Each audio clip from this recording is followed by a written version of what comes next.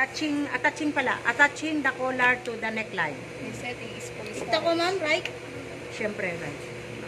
La. Okay. Long na ko.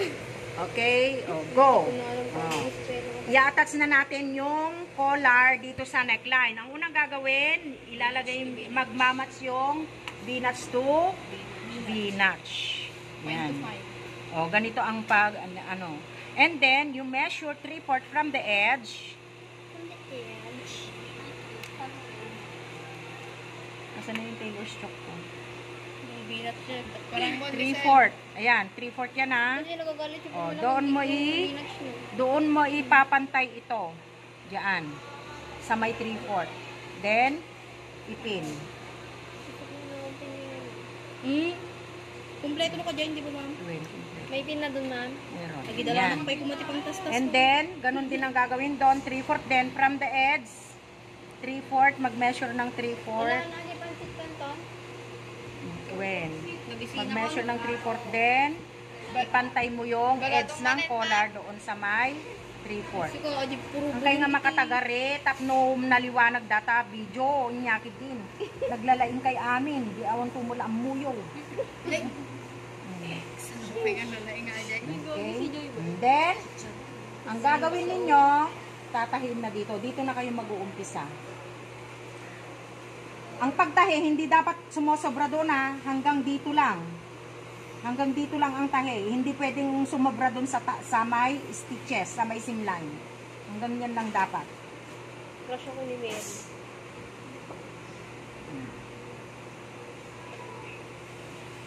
Yan. Sa right side, dapat tayo. Sa right side ninyo iatas ito ah. Pag-ibig ako ng pants ng heel. Dapat pantay-pantay ito. Pantay itong neckline dito, pantay yung neckline ng collar. Hindi pwedeng dakil day basit day. Hindi pwedeng ganyan. Dapat magpantay silang ganyan. Yan. Pantay.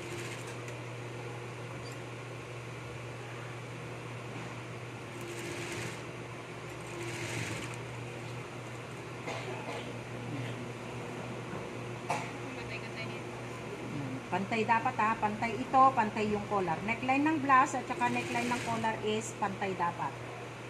Hindi pwedeng mas malaki yung isa.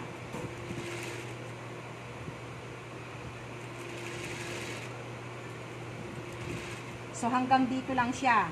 Hindi pwedeng lumampas dito sa may tahi, ha?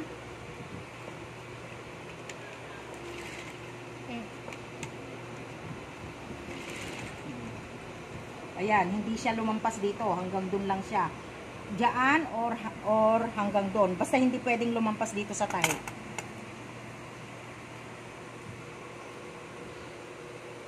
Crush mo ako, Mary. Pagkatapos nun, eto, i-bold yung V-notch, then ipin dito. Eto, dapat nakaganyan. Nakaganyan siya. Hindi pwedeng yung nakaganyan, ha? Dapat straight yung seam line. Yan, straight. Then, ipin mo na siya. Then, saka mo ikon dun sa V-notch. Yan. Fold mo dun sa V-notch. Then, magpin na. Dito ka na magpipin sa kabila. Tuyin, bangi rin, ha? Kasi, dito ka magtatahi. Pasurutam dayta ni dait nga dayta. O, etong tatlong ito, ito, at saka ito, dapat pantay-pantay yan. O, ganyan, pantay-pantay yan, ha? Hindi pwedeng mas malaki yung isa, mas maliit yung isa. O, dapat pantay-pantay yan, ayan, ganyan. O. O, hanggang dito lang, mag-iwan ka ng mga 2 inches from here hanggang doon. Yan. 2 inches lang mo, di ba? Or 2 inches or 2.5, 2 inches. Pwede yan, 1 inch. Basta kuhan, ganyan. Then, tatahiin mo na siya. Mag-uumpisa ka na dito. Dito ka na mag-umpisa. Doon na sa last na pinin mo. Doon. Then, isin mo yun. Kasi, dito ka magtatahi. Ilapit mo pan. Dito ka magtatahi. Diyan sa seam line. Diyan. Pag ganun. Dahil tate, pasurutam. Pasurutam ata. Mag-lock ka. Bagsak. Galindusan mo yun. Yan. Pasurutam atoy. Atoy dait na pasurutam ta dait na. Then, diretso mo na hanggang siya sa dulo. Okay, it's fine. Okay. Nandiyan ako. Katapos nun, Cut. slash mo dito sa may kung dito yan. Slash mo yan. Yan. Hanggang dun lang sa may last na tahi. O, ganun din ang gagawin mo dito sa kabila. So, dito, i-recut. 1/4 lang ang itira. Mag-recut. And then, i-recut din sa kabila. Rekat lang. Spinach. Then, balik ta rin. Puro gusto niya. Naka-timelapse yan. Di mo nila ito. Then, balik ta rin din yun. Kulay mo naka-timelapse. Mama na kulay tela ni mo ka. Orange. Yan. Hindi ko alam. Ayan. O, diba? O, Sudat pa ganyan. diba? And then, ang gagawin, pag naibaliktad na, ito, dito sa may neckline, ito sa neckline dito, mag-slash. Slash. Slash, yung neckline, wag hindi kasali itong isa. Hindi ito kasali. Hindi ito kasali. Mali ako may daan. Slash.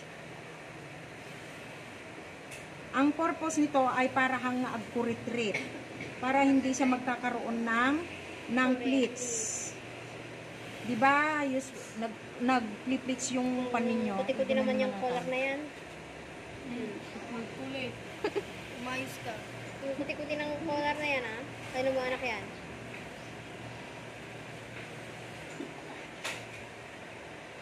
Baka patiro kami ito mga itinta. Okay.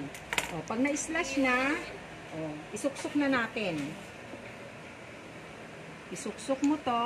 Slabraha. Yan. Then, isuksok mo rin ito. Eto, hindi pwedeng ganun. Hindi pwedeng ganun Hindi pwedeng ganyan. Eto, ipapantay mo lang siya dito. Pantay-pantay kasi yan, di ba? So, dapat nakapantay siya. Then, eto, naka-fold. Naka-fold yan. I-fold min And then, bas i-fold yun at tanto.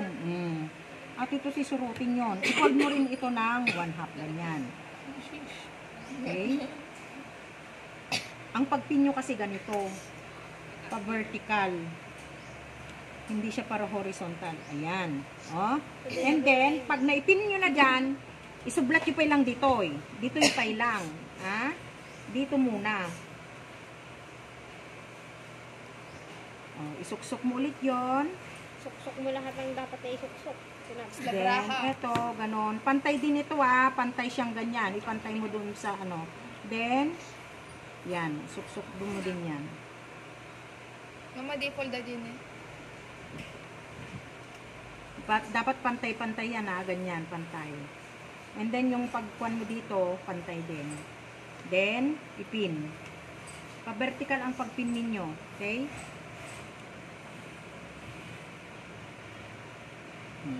Then, ito, i-fold mo siya. Naka-fold.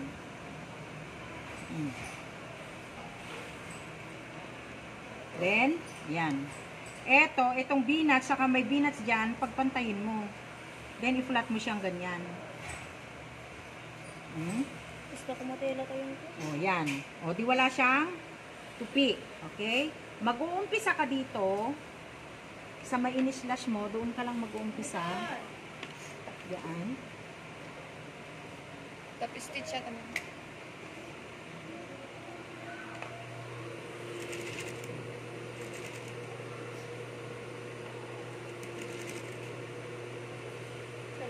Ang tupi, yan yung tahi, yung tupi niya doon sa medyo taas niya. Ganyan.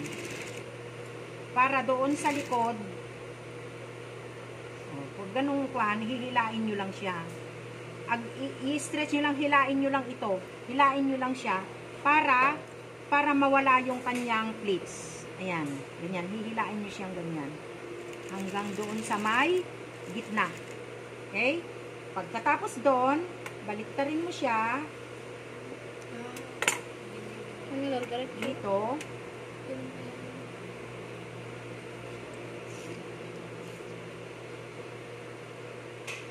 Hindi ganyan ginawa. Hindi ko alam. Nalimutan ko. Madi nga na isuksukin. Isuksuk tayo ulit. Hindi na ipin. Ayan. Ayan. And then, fold. Dapat pantay. Ang kasi pantay yan. Dapat. Ayan.